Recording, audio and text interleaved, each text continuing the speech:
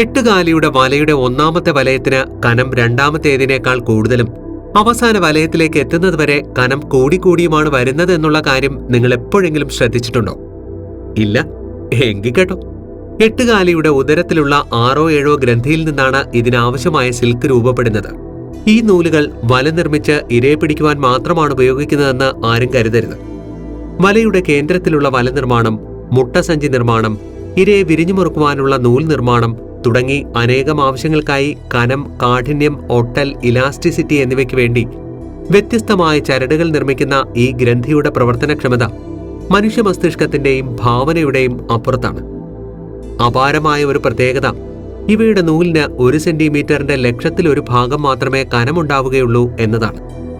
ഇത്ര കനമുള്ള ഒരു ഉരുക്കുനൂലും എട്ടുകാലിയുടെ നൂലും ഒരുമിച്ച് വെച്ചാൽ ഉരുക്കുനൂൽ രണ്ടാമതെത്തുമെന്നത് പരമസത്യവുമാണ്. എട്ടുകാലികൾ കർഷകരുടെ മിത്രമാണ്.